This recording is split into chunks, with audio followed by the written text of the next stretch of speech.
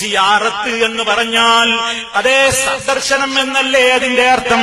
നമ്മുടെ കുടുംബത്തിൽ നിന്നോ അല്ലാത്തവരായിട്ടോ ധാരാളം ആളുകൾ മരണപ്പെട്ട് കിടക്കുന്നില്ലേ, മക്ബറകളിൽ കിടക്കുന്നില്ലേ. ഇടക്കിടക്ക് ആ ഖബറുകളൊന്ന് പോയി കണ്ടുകൂടെ? അവർക്ക് വേണ്ടി അല്ലാഹുവിനോട് പ്രാർത്ഥിച്ചുകൂടെ? അതല്ലേ നബിതങ്ങൾ പഠിപ്പിച്ചു തന്ന സിയാറത്ത്. അതുകൊണ്ട് നമുക്ക് രണ്ട് നേട്ടമില്ലേ പ്രിയമുള്ളവരെ?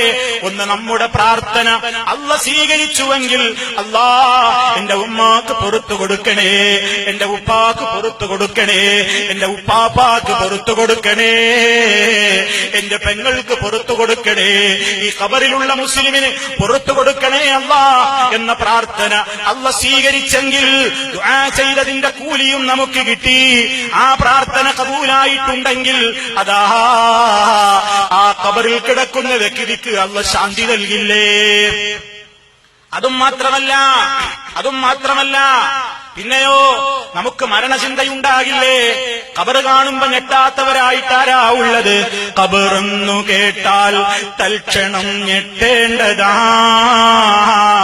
കണ്ടാലുടൻ വാവിട്ട് നീ കരയേണ്ടതാ. മേടയ്ക്ക് പകരം മാളമാ സുബ്ഹാനാ, റബ്ബി അതിൽ കിടക്കേണ്ടതാണ് അസ്മാനാ. എത്രയെത്ര ഖബറുകൾ കുഴിച്ചത് നമ്മൾ കണ്ടു. ആ ഖബർ കാണുമ്പോ തോന്നുന്നില്ലേ? അടക്കം ചെയ്യപ്പെട്ട ഖബറുകളെ കാണുമ്പോ നമുക്ക് തോന്നുന്നില്ലേ? അതേ, ഞാൻ എന്തിനാ ഇങ്ങനെ റബ്ബിനെ ധിക്കരിച്ച് ജീവിക്കുന്നത്? എത്ര കാലമാണ് എന്റെ ജീവിതം? എത്ര കാലമാണ് പടച്ചവന് എതിരായിക്കൊണ്ട് ഞാൻ എന്റെ ഹറാമുകളിലൂടെയുള്ള ജീവിതം? പറ്റില്ലല്ലോ. ഒന്ന് മതിയാക്കണം, ഒന്ന് തിരിഞ്ഞു നോക്കണം, ഒന്ന് നന്നായി ജീവിക്കണം, ഒന്ന് പടച്ചവനെ പേടിച്ച് ജീവിച്ചാലേ ആരാരുമില്ലാത്ത ഈ മണ്ണറക്കൂട്ടിൽ വന്ന് കിടക്കുമ്പോൾ എനിക്ക് സമാധാനം കിട്ടുകയുള്ളൂ എന്ന മരണചിന്തയും പരലോകബോധവും ഉണ്ടാക്കിയെടുക്കുവാൻ ഉതകുന്ന നിലയ്ക്ക് സിയാറത്ത് ചെയ്തോ. അതല്ലേ മുത്ത് മുസ്തഫ സല്ലല്ലാഹു അലൈഹി വസല്ലമ പഠിപ്പിച്ചു തന്ന സിയാറത്ത്. ഈ സിയാറത്ത് ചെയ്യുന്നവരാണ് സലഫികൾ. ഇതിനെ നമ്മൾ എതിർത്തിട്ടില്ല. അതേ അവസരത്തിൽ സിയാറത്ത് എന്ന പേരിൽ നടക്കുന്നത് എന്താ? ഖബറിങ്ങൾ പോകുന്നു. മഹാന്മാരുടേതാണെങ്കിൽ ആ ഖബറത ഭൂമിയിൽ നിന്ന് ഒരുപാട് ഉയരത്തിൽ കെട്ടിപ്പടുക്കുന്നു. അവിടെ തന്നെ വന്നു ഒന്നാമത്തെ ഹറാമ്. ഒരു ഖബറും എത്ര മഹാന്റതാണെങ്കിലും ഭൂമിയിൽ നിന്ന് ഒരു ചാടിലപ്പുറം ഉയർത്താൻ പാടില്ല. നമ്മുടെ മുഹമ്മദ് മുസ്തഫ സല്ലല്ലാഹു അലൈഹി വസല്ലമിന്റെ ഖബർ, അബൂബക്കർ സിദ്ദീഖ് റളിയല്ലാഹു അൻഹുവിന്റെ ഖബർ, ഉമർ ഖത്താബ് റളിയല്ലാഹു അൻഹുവിന്റെ ഖബർ, അതേ മദീനയിലുള്ള ഒരേ റൂമിലല്ലേ 3 ഖബറുകളും ഉള്ളത്. അത് കണ്ട മഹാന്മാര് പറഞ്ഞിട്ടുണ്ട്, ഒരു ചാനിലപ്പുറം ആ ഖബറുകളൊന്നും ഉയർത്തപ്പെട്ടതായി ഞങ്ങൾ കണ്ടിട്ടില്ല. അവരെക്കാൾ ഒരു മഹാന്മാർ ഇനി കാസർഗോഡ് ഉണ്ടാവോ? കേരളത്തിലുണ്ടാകുമോ? ഇന്ത്യയിലുണ്ടാകുമോ? ഇന്ത്യക്ക് പുറത്തുണ്ടാകുമോ? ഇല്ല. ആ മഹാന്മാരുടെയൊക്കെ ഖബർ അത്രയല്ലേ ഉയരമുള്ളൂ. അതിലപ്പുറം ഒരു ഖബർ ഉയർത്തുന്നത് തോന്നിവാസമാണ്, ഹറാമാണ്, ഇസ്ലാം വിലക്കിയതാണ്. ഭരണാധികാരികൾക്ക് അധികാരമുണ്ടെങ്കിൽ പൊളിച്ചു നീക്കണമെന്ന് കൽപ്പനയുള്ള നിയമമാണ്. അപ്പോൾ ഖബർ സിയാറത്ത് എന്ന ഓമന പേരിട്ട് മഖാമും ദർഗയും ഉറൂസുമൊക്കെ സംഘടിപ്പിക്കുന്ന ജാറങ്ങളുണ്ടാക്കുന്ന ആളുകളതാ ഖബർ കെട്ടിപ്പടുക്കുന്നു.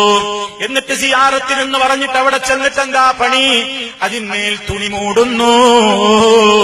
നബി സല്ലല്ലാഹു അലൈഹി വസല്ലം ഏത് ഖബറിന്റെ പുറത്താണ് തുണി മൂടിയത്? നബി സല്ലല്ലാഹു അലൈഹി വസല്ലം ചെയ്തിട്ടില്ല. അതേ, ഇനിയും ചിന്തിച്ചോ. സിയാറത്ത് എന്ന് പറഞ്ഞിട്ട് പിന്നെ എന്താ ചെയ്യുന്നത്? ആ ഖബർ തൊട്ടുമുട്ടുന്നു, ഖബറിന്മേൽ ചുംബിക്കുന്നു, സുജൂദിന്റെ കോലത്തിൽ നെറ്റിവെച്ച് കിടക്കുന്നു. പല സ്ഥലങ്ങളിലും ആ ഖബറിന്റെ ചുറ്റുമതാ തവാഫ് ചെയ്യുന്നു. അവിടെ അവരിൽ നിന്ന് ആഗ്രഹങ്ങൾ നേടിക്കിട്ട എന്ന ഉദ്ദേശത്തോടുകൂടി വിളക്ക് കൊളുത്തുന്നു. അവിടെയുള്ള കൊടിയെടുത്ത് തലയിൽ വെക്കുന്നു. അവിടെ യഥാ കിടന്നുകൊണ്ട് കരയുന്നു. മുസ്ലിമേ, നബി സല്ലല്ലാഹു അലൈഹി വസല്ലമിന്റെ കാലത്ത് ആരാണ് ഈ നിലക്കൊരു സിയാറത്ത് പഠിപ്പിച്ചു തന്നത്? ഇതാ മുജാഹിദുകൾ പറയുന്നു, ഈ നിലക്കൊരു സിയാറത്തില്ല. മറിച്ചെന്ത് വേണം? നമ്മൾ ജനങ്ങളെ പഠിപ്പിക്കണം, നമ്മുടെ മക്കളെ പഠിപ്പിക്കണം. നമ്മൾ മരിച്ചാലും നമ്മുടെ മക്കൾ നമ്മുടെ ഖബറിന്റെ അടുത്ത് വന്നുകൊണ്ടും അല്ലാതെയും ഒക്കെ ദുആ ചെയ്യണം. റബ്ബിർഹംഹുമാ കമാ റബ്ബയാനി സഗീറാ.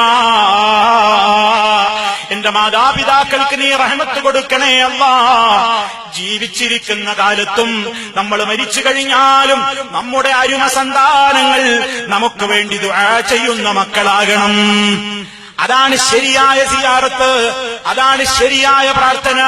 മറിച്ച് ഖബറാളിയോട് പ്രാർത്ഥിക്കുന്ന, ഖബറാളിയോട് സങ്കടം പറയുന്ന, എന്റെ രോഗം മാറ്റി തരണേ, എനിക്ക് സന്താനത്തെ തരണേ, എന്റെ വിസ ശരിയാക്കി തരണേ, എനിക്ക് പെൺകുഞ്ഞിനെ തരണേ, എനിക്ക് ആൺകുഞ്ഞിനെ തരണേ എന്നിങ്ങനെ അവരോട് പോയി കാര്യസാധ്യത്തിന് വേണ്ടി അവരെ വിളിച്ചുകൊണ്ട് സങ്കടം പറഞ്ഞ് കരഞ്ഞ് പ്രാർത്ഥിക്കുന്ന സിയാറത്ത് ഇസ്ലാമിലെ സിയാറത്തല്ല, അത് ശിർക്കൻ സിയാറത്താണ്. ഇതാ മുജാഹിദുകൾ പറയുന്നത്. ഇതിലാർക്കാ തർക്കം? ആരാ സിറാത്തുൽ മുസ്തഖീമിലുള്ളത്?